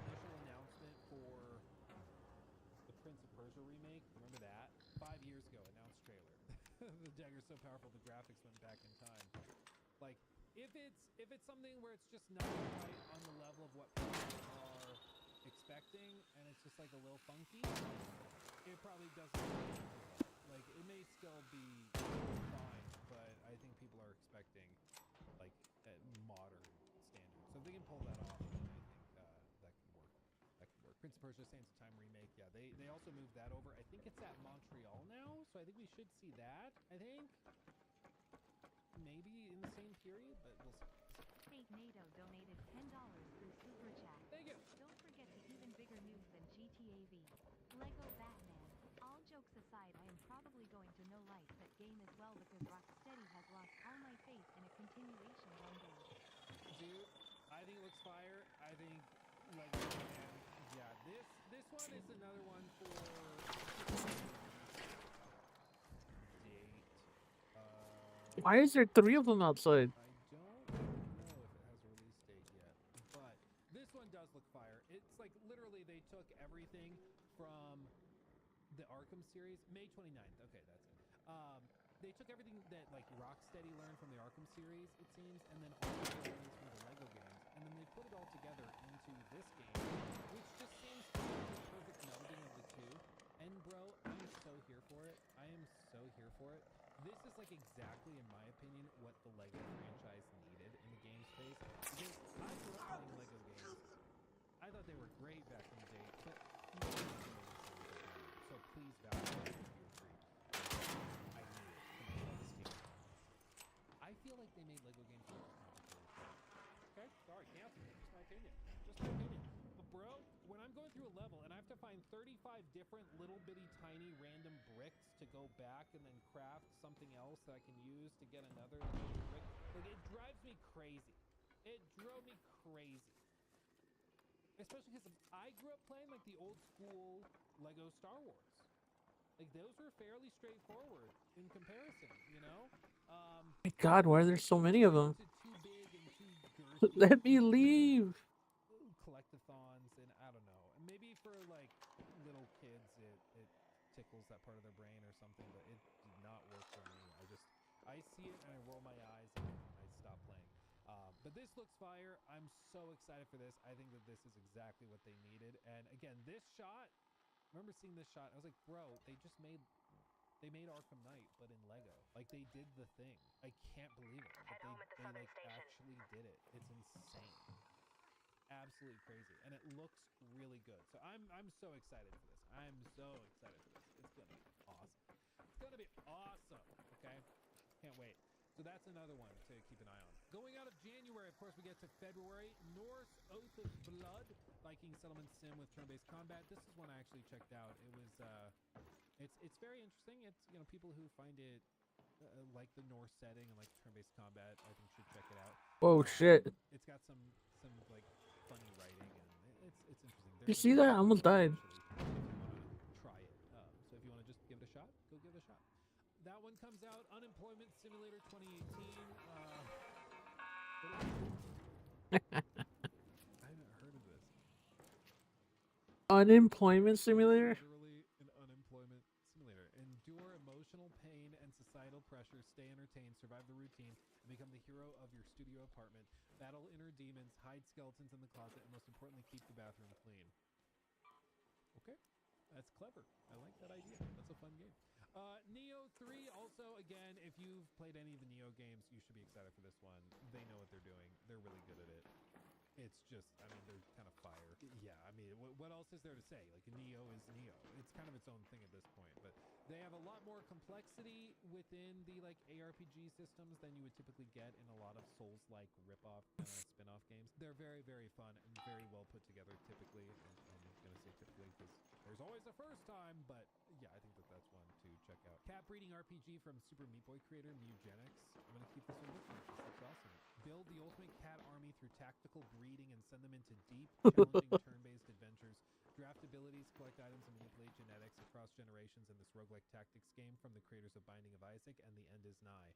That looks awesome. About an hour away from that for us. I'm saving that one. That looks awesome.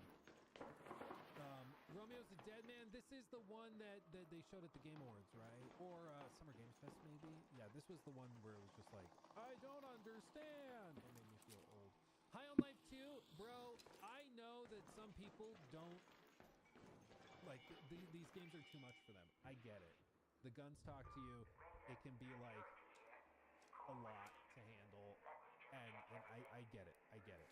But, dude, I freaking loved High on Life 1. I thought it was so funny and outrageous. It was like exactly, some of it was a bit much at times.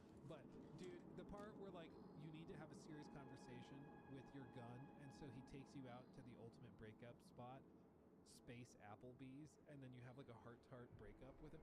Dude, it's just so freaking funny. It's just outrageous. So I'm excited for this one. Actually behind me, oh no, did Romeo not? Romeo did not. They actually said it. They heard that I was a fan of the game, and so they sent me this little like living picture frame, and it's got the screen in it, and it just perpetually. It's 11 here. Well, obviously, if it's an hour away, right? Yeah, show us Romeo, we demand Romeo. I showed him earlier in the stream, but just a quick little fix for you. This was him eating his Kong last or 2 nights ago or whatever it was, and this is how he eats it because he's weird. He has to like do a little dance while he eats if he's happy, and so he does it like that. My bag is itching. Oh yeah, you can see in this picture he knocked it down. You can see he knocked it down. It's right All there. right, I need to use the restroom real quick, guys. I'll be right back. He's huge. Yeah, dude. I'll leave this playing. Like 75, 80 pounds. I think he's like 75, honestly. He's big. He's a big boy. Continuing on, Reanimal. This one is one to keep an eye on. Again, this is all, we're not even past the midpoint of February at this point, okay? This is February 13th is what we're talking about. This is Tarsier Studios, and these are the guys that are actually behind Little Nightmares. This is confusing, so bear with me. Little Nightmares 1 and 2 were made by Tarsier. Little Nightmares 3 was made by, is it Supermassive? A separate company and team, which is why Little Nightmares 3 was like, not quite on the same level. But Reanimal is what that team behind Little Nightmares is doing next. They do have a demo out for you to try it. I ran into a bug with it where I couldn't grab onto a ladder at the end of the demo, so I like died 35 times. It was kind of frustrating, but it's what you would expect from the Little Nightmares team. It seems pretty cool, and I just love this creepy, spooky art style stuff that they do. So this is one to keep an eye on if you're somebody like me. Some of the other stuff that we have, of course, going into the rest of February, we have Resident Evil Requiem, which we touched on. Actually, guys, I am probably gonna get off because I want to watch Stranger Things with Tiffany, and I will be back here tomorrow morning. If I don't stay up all night watching Stranger Things. But yeah, we'll be back tomorrow morning. And I hope you guys have a great day. Thank you guys for being here for like the 2 hours that I was here, for the people that are here. I appreciate every single one of you. Even if there's very little people, the people that are here watching me, thank you very much. I hope you guys have a great night. Make sure you subscribe so that way you guys can watch tomorrow morning. And have a great night. And remember, you're pretty good.